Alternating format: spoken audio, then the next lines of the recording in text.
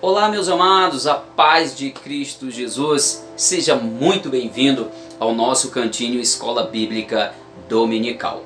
Eu sou o pastor Arlindo e congrego aqui na Assembleia de Deus na rua São Geraldo, em Bom Sucesso, no Rio de Janeiro, presidida pelo nosso querido pastor Eliseu Alves. Sou também esposo da missionária Eliane, que também é professora, e pai do jovem Rony. Deus abençoe muito a sua vida e te convido se inscreva em nosso canal, toque 2 vezes no sininho para que as mensagens cheguem a tempo e a hora, para que você possa participar e também fique um pouco mais preparado para ministrar a aula e em sua sala no próximo domingo. Eu quero te pedir também, compartilhe os nossos vídeos para que muito mais pessoas sejam alcançadas e abençoadas com essas mensagens, com esses ensinamentos. Amém? Hoje nós temos um tema bastante relevante que fala o ministério de mestre ou doutor. E é bastante relevante. Não saia daí, assista todo o vídeo porque é importante. Você vai conhecer coisas aqui maravilhosas, amém?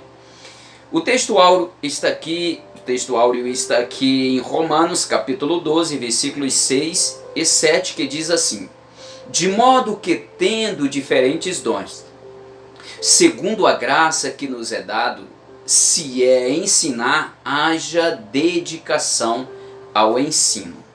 Verdade prática. Os vocacionados por Deus para o ministério do ensino são por ele chamados para edificar a igreja de Cristo. Nós temos a leitura bíblica em classe aqui em várias passagens. Por exemplo, nós temos Mateus capítulo 7, versículo 28 e 29. Temos Atos dos Apóstolos, capítulo 13, versículo 1 apenas. Romanos capítulo 12, versículos 6 e 7, que é o versículo 6 e 7. E Tiago capítulo 3, versículo 1. Nós temos o objetivo geral que nós chamamos de escopo, o projeto, o objetivo geral da nossa aula, que é retratar a missão do ministério de mestre. Retratar a missão do ministério de mestre, ou como é importante. Nós vamos pegar o exemplo desde Jesus, dos apóstolos, do colégio dos 12 apóstolos, até a igreja odierna dos dias atuais.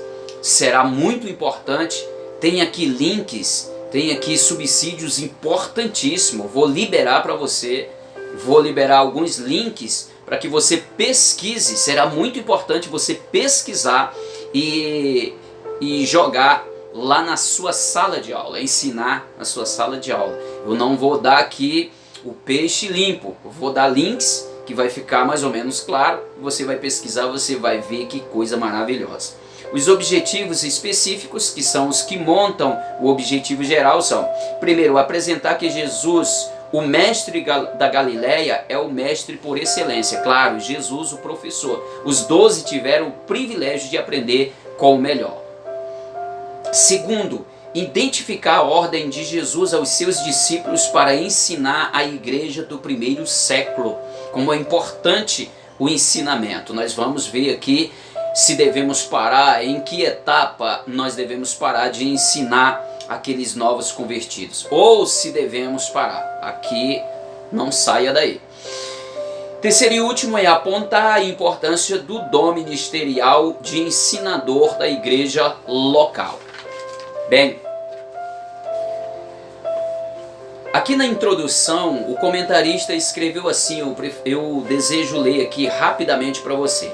O ministério do ensino da palavra é primordial para a igreja exercer o discernimento do que tange ao tempo em que vive, culturas, teologia, filosofia e etc. e tal. Tão importante é a função do mestre na igreja que as escrituras declaram o quanto ele deve esforçar-se intelectualmente para exercer tão nobre tarefa. Romanos 12, 7 e 1 Timóteo capítulo 4, versículo 13. Eu vejo uma instrução de Paulo a Timóteo falando que ele deveria ensinar que esta função do ministro é importante, não se envergonhe do ministério, ou seja, da palavra, do evangelho que prega, mas que pregue com autoridade, seja autêntico, pregue a palavra, esteja preparado, seja aquele que corta em linha reta, que é a tradução no original do grego. Jesus, mestre por excelência. Ora, por que Jesus é mestre por excelência? O mestre da Galileia. Jesus, ele ensinou diferente de todos. Jesus, ele traz um ministério terreno, e seus sermões, os ensinos e discursos eram inflamados pelo amor às pessoas. Esse mestre por excelência, ele tinha um foco diferente. Ele tinha um foco muito alinhado. Ele olhava para as almas, para a pessoa. O ministério não era para engrandecer ele tinha uma preocupação, ele tinha uma tarefa, ele tinha uma responsabilidade, uma missão aqui na terra. E ele ensinou mais do que qualquer outra coisa no seu ministério. Quão relevante é esta tarefa na igreja de ensinador. Jesus ensina com a preocupação, Jesus ensina com o objetivo de alcançar as almas. Ele tinha o interesse nas almas, ele tinha o interesse de alcançar as almas. Era diferente do ministério atual, que o colégio farisaico dos fariseus ensinava na época. Eles tinham a preocupação na comparação de pessoas a ovelhas. Eles tinham a preocupação na lã e na gordura da ovelha. Mas Jesus tinha preocupação com as almas. Então a mensagem era para restaurar almas, era para trazer de volta. Ele disse: não vim senão buscar as ovelhas perdidas da casa de Israel. Ele tinha preocupação com almas. Uma igreja que se preocupa mais com dízimos e ofertas em detrimento da salvação das almas, ela não é autêntica. Devemos atentarmos para isso. Segundo aqui, o mestre divino.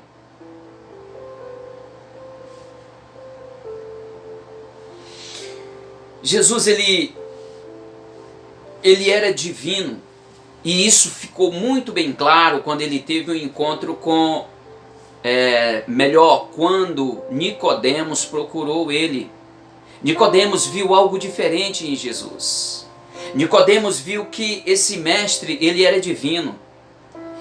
A conclusão é que ele disse assim: não tem como fazer as coisas que tu faz se Deus não for contigo. Ele estava dizendo: o teu ministério é diferente. Ele viu Jesus fazendo algo diferente do que ele tinha aprendido. Ele aprendeu no colégio hebraico. Ele era mestre em Israel. Mas ele viu em Jesus uma soberania, algo sobrenatural na vida de Jesus. Ele não ensina apenas com palavra, mas os seus atos, as suas ações, elas têm convergência. Isso bate em coerência com o que o Senhor ensina. O Senhor é diferente. Ninguém pode fazer o que o Senhor faz se Deus não for contigo. É por isso que ele ele deixou ali e foi procurar Jesus. Ele queria aprender mais. Ele queria saber mais. Ele viu em Jesus algo além dos mestres que lhe ensinaram. Viu que Jesus não era mestre apenas aqui da terra, mas ele tinha ligação com o céu e uma ordem direta. Ele tinha um poder do céu, não somente para falar, para expressar em palavras, mas em ações, em feitos. Terceiro, mestre da humildade. Jesus pega os discípulos num certo dia, enche uma vasilha de água e cinge os seus ombros com uma toalha e diz: vocês me chamam de mestre e de senhor, e de fato eu sou. Mas se vocês me consideram como mestre e senhor, então devem fazer como eu faço, porque eu deixei o exemplo. E Jesus lavou os pés aos seus discípulos, ensinando a eles um gesto de humildade. Um gesto de que, independente daquele que nós devemos alcançar, nós devemos começar simbolicamente lavando os seus pés. Não podemos pregar com arrogância, mesmo estando com a autoridade de Deus. Jesus estava. Jesus era a autoridade, Jesus era o amor, Jesus era o controle de tudo. Mas ele chegou suave, lavando os pés dos seus discípulos, deixando o exemplo, não apenas ensinando com palavras, mas deixando o exemplo. Jesus, o mestre da humildade. Como nós conseguiremos ensinar, como nós vamos conseguir ensinar ou pregar a palavra para um mundo na situação que está, se nós não chegarmos com a humildade, independente da autoridade, do poder. Vamos esquecer a palavra autoridades. Independente do poder que nós recebemos de Deus. Poder é uma potencialização. Deus nos chama, Jesus nos chama para fazer a obra e Ele nos potencializa. Mas devemos ter cuidado que faremos com esse, ou que nós vamos fazer com esse poder. Um pouquinho aqui na frente eu vou explanar melhor essa parte. Segundo ponto diz aqui, o ensino das Escrituras na igreja do primeiro século. Uma ordem de Jesus. Jesus deu ordem aos seus discípulos, mais ou menos umas 5 passagens diferentes, mas em Mateus 28 ele disse, ide por todo o mundo e ensinai a guardar todas as coisas que eu vos tenho dito. Apesar de todas as coisas, destaco uma delas que é guardar a fidelidade a Deus. Sabemos que existem várias outras funções, algo indispensável dentro dos critérios de Jesus para a igreja, principalmente para os ministros, ensinar a guardar todas as coisas que eu vos tenho ordenado. Então nós temos uma responsabilidade seletiva dada por Jesus Cristo, aquele que estabeleceu a igreja, sendo ele a pedra principal, o fundamento principal, e construído o fundamento com a doutrina dos apóstolos, mas sendo a rocha, a pedra de esquina, a pedra modeladora, também a sustentadora de todo esse alicerce, é saber, Jesus Cristo. Ele deu uma ordem expressa, uma ordem, ide por todo mundo e ensinai. Quando nós ensinamos, nós inculcamos na mente das pessoas.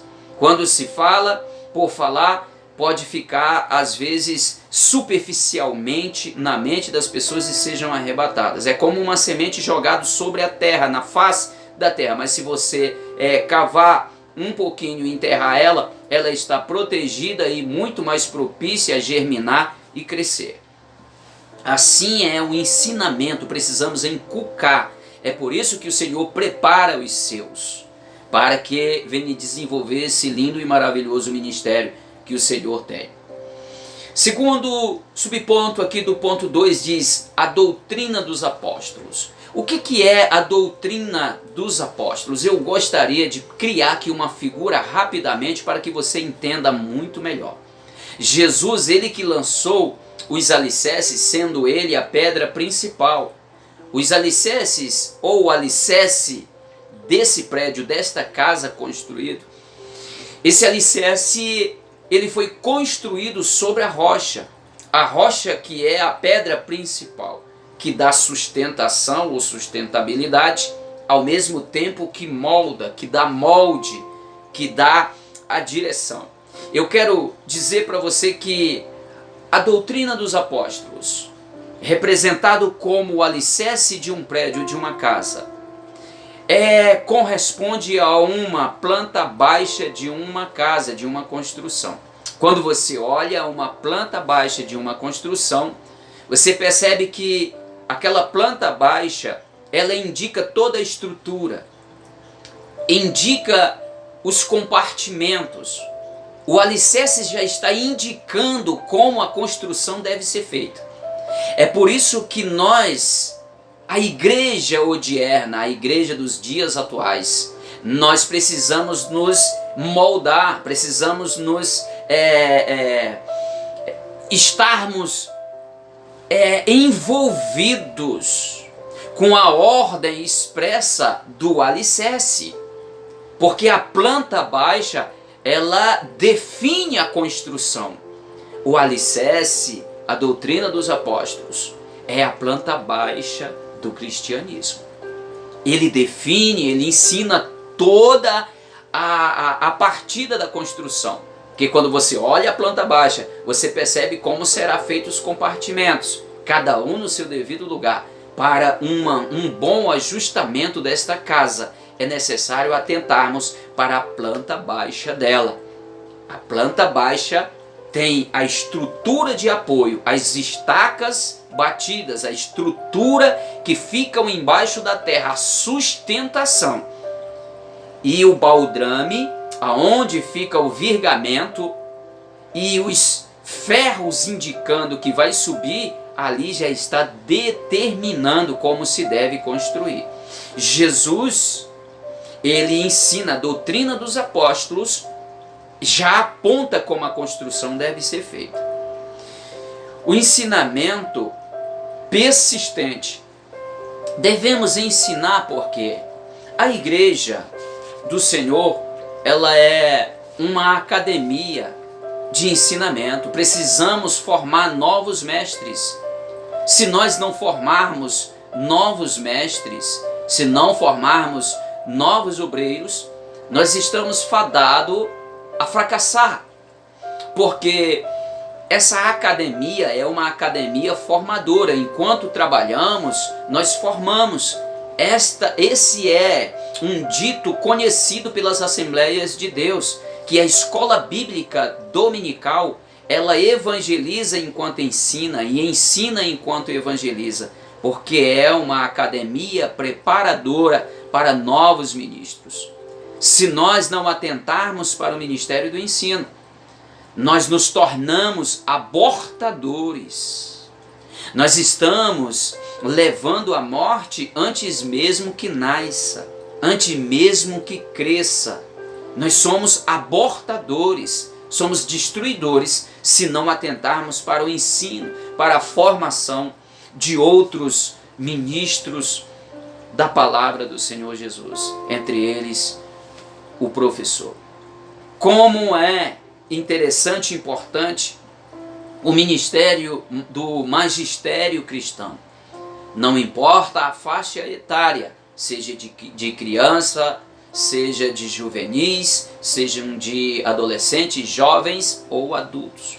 Não importa, o magistério cristão é importantíssimo na casa do Senhor. Arrebane os seus, faça com que eles entendam, inculque isso na cabeça.